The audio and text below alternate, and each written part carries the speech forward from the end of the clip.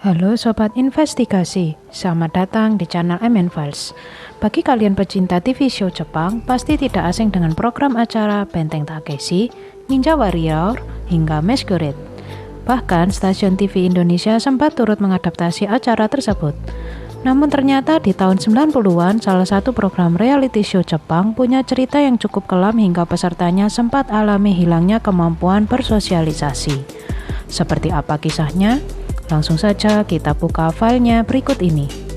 Nama reality show yang tayang di salah satu stasiun TV besar di Jepang ini bernama Susumu Denpa Shonen. Acara ini disiarkan dari 11 Januari tahun 1998 hingga 29 September tahun 2002. Konsepnya adalah peserta diminta untuk mampu bertahan hidup dalam sebuah ruangan yang berisikan tumpukan amplop, rak majalah, air, dan kompor gas. Peserta yang berhasil terpilih dan menyingkirkan 20 orang pendaftar adalah komedian baru bernama Nasubi. Nasubi kemudian dibawa ke ruangan seukuran apartemen studio dan diminta untuk melepaskan seluruh pakaiannya hingga tak sehelai pun benang ada pada tubuhnya. Jika Nasubi ingin mendatangkan pakaian, makanan, ataupun hiburan, Nasubi harus memenangkan lomba. Lomba tersebut bisa ia dapatkan dari majalah dengan cara mengirimkan surat melalui amplop yang telah disediakan. Inilah yang menjadi tujuan dari acara ini, di mana peserta harus bisa bertahan hidup hanya dengan memenangkan lomba yang diperoleh di majalah.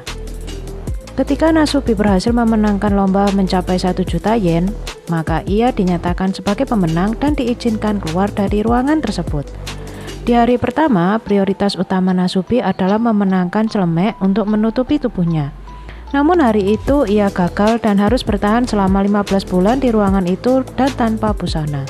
Di bulan pertama, Nasubi menghabiskan sebagian besar waktunya dengan mengirimkan sekitar 5.768 formulir lomba. Sambil menunggu kabar apakah ia berhasil memenangkan lomba, ternyata Nasubi harus dihadapkan dengan situasi yang cukup sulit. Tidak hanya panggilan telepon salah sambung yang menguji emosi, Nasubi harus dihadapkan dengan pengantar ramen yang salah kirim ke tempat Nasubi. Bagaimana tidak emosi? Sebab Nasubi sudah beberapa hari tidak makan. Setelah beberapa hari menahan lapar, Nasubi akhirnya berhasil memenangkan lomba pertama dengan hadiah 12 cangkir jelly. Hadiah kedua adalah 5 kg beras. Sayangnya Nasubi menyadari kalau ia tidak punya panci untuk memasak beras. Nasubi kemudian menggunakan wadah bekas jelly untuk memasak beras dan meletakkannya dekat kompor. Di bulan Februari, Nasubi berhasil memenangkan hadiah 1.000 yen, sabun mandi, dan sekaleng spaghetti. Namun kemudian Nasubi sadar kalau ia tidak punya alat pembuka kaleng. Namun Nasubi tetap bersyukur dengan hadiah yang ia dapatkan meski kurang begitu berguna baginya. Nasubi bahkan sempat memenangkan sebuah hadiah istimewa, yaitu sebuah sepeda yang bahkan tidak ada nilai gunanya bagi Nasubi kala itu. Tak sampai di situ, untuk pertama kalinya dalam 6 bulan, Nasubi berhasil memenangkan hadiah berupa pakaian dalam namun tidak cocok dengan ukuran tubuhnya.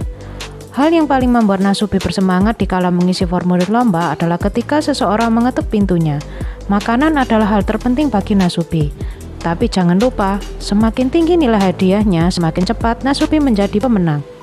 Namun untuk bisa mencapai target kemenangannya yaitu 1 juta yen, bukanlah waktu yang singkat. Untuk bisa mendapatkan 500.000 yen, Nasubi butuh waktu 6 bulan dengan mengikuti sebanyak 38.000 lomba. Hanya dalam waktu 6 bulan, acara ini menjadi populer hingga media lokal berhasil menemukan lokasi Nasubi berada. Mengetahui hal ini, produser acara mendatangi Nasubi di tengah malam dan menutup mata Nasubi, lalu mengantarnya ke ruangan lain dengan setting yang serupa dengan ruangan sebelumnya. Sebelum peristiwa media lokal berhasil menemukan lokasi Nasubi ini terjadi, acara ini disiarkan pada Minggu malam dan diedit menjadi ringkasan mingguan berdurasi 10 menit. Namun karena lokasi Nasubi diubah, produser mengajukan alternatif berupa siaran live. Kembali ke Nasubi. Diketahui kini Nasubi butuh 3 bulan lagi untuk mencapai 2/3 dari 1 juta yen. Dan sepanjang Agustus hingga Oktober, Nasubi mengirimkan sebanyak 17.000 formulir lomba. Hadiah yang paling menarik yang berhasil Nasubi menangkan adalah semangka, tiket menonton Spice Girl The Movie, dan VHS player yang bisa diputar menggunakan TV yang sempat dimenangkan Nasubi beberapa bulan lalu. Sayangnya, usai memenangkan hadiah-hadiah menarik tersebut, Nasubi dihadapkan masalah baru. Selama seminggu, Nasubi tidak berhasil memenangkan hadiah apapun. Bahkan, Nasubi sempat kehabisan makanan. Masalah lain muncul menghampiri produser. Kali ini kembali lagi media lain berhasil menemukan lokasi kamar Nasubi. Guna menghindari terganggunya acara dan khawatir Nasubi akan tahu kalau siarannya live, produser memilih memindahkan Nasubi ke lokasi baru namun dengan kondisi kamarnya sama persis dengan kamar lamanya. Ternyata lokasi baru ini mampu memberi keberuntungan pada Nasubi. Nasubi berhasil memenangkan hadiah PlayStation yang kemudian ia mainkan selama 4 hari penuh. Namun Nasubi kemudian tersadar kalau bermain PlayStation mengalihkan dirinya dari tujuan awal acara ini, yaitu mengirimkan formulir lomba. Di bulan Desember, Nasubi menutup target 1 juta yennya dengan berhasil memenangkan hadiah mahal berupa 1 set kendaraan, voucher sebesar 10.000 yen, dan sekantong kecil beras. Tak disangka setelah melewati 355 hari tidak melakukan apa-apa selain makan makanan yang tersedia, bahkan hingga makan makanan anjing pun dilakukannya, hingga harap-harap cemas akan ketukan pintu kamarnya, akhirnya Nasubi berhasil memenangkan permainan acara ini.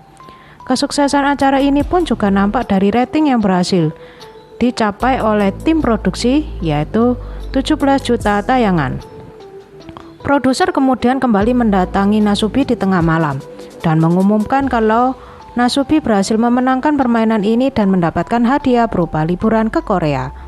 Anehnya saat tim produksi mengembalikan pakaian Nasubi, Nasubi malah sempat menolak berpakaian karena ia merasa kalau pakaiannya membuat gatal. Apakah kalian menganggap acara ini sudah berakhir? Kalian salah. Saat Nasubi berada di Korea Selatan, mata Nasubi ditutup dan dibawa ke ruangan yang berisikan benda-benda yang ia temui sebelumnya, ditambah dengan kamus bahasa Korea Jepang. Nasubi kembali diminta mengisi formulir lomba dengan bantuan kamus tersebut.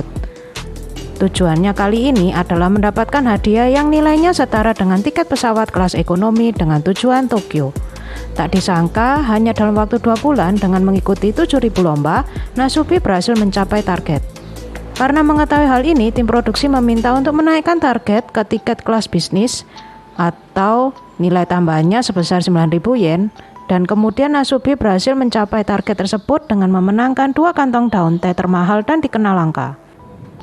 Tim produksi masih belum puas dan kembali meminta target untuk dinaikkan ke tiket high class. Hal ini dinilai mudah oleh Nasubi. Nyatanya Nasubi berhasil memenangkan hadiah berupa bingkai foto yang terbuat dari kulit rubah dan sotong hidup.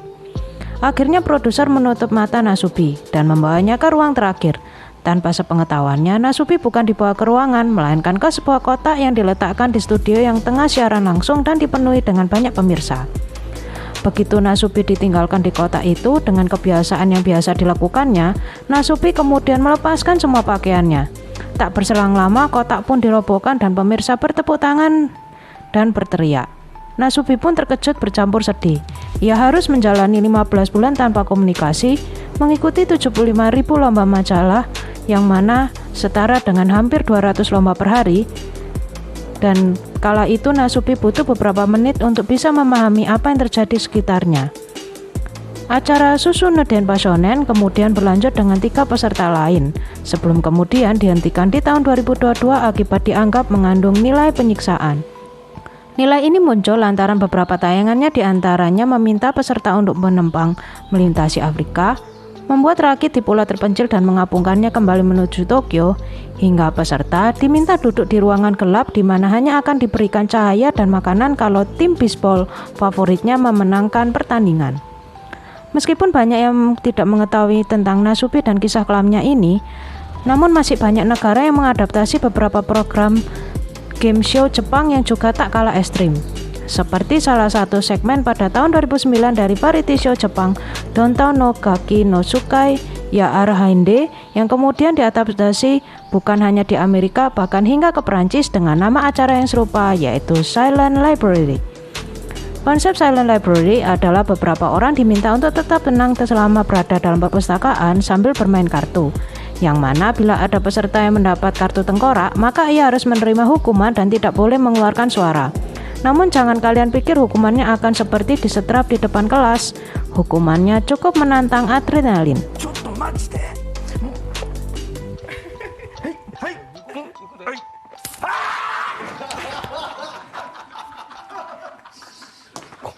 番のこれはあかん。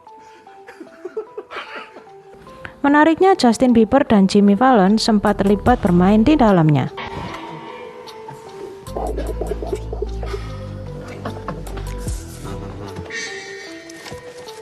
The contestant must drink a blend of wonton soup, an egg roll, fried rice, soy sauce, and a fortune cookie.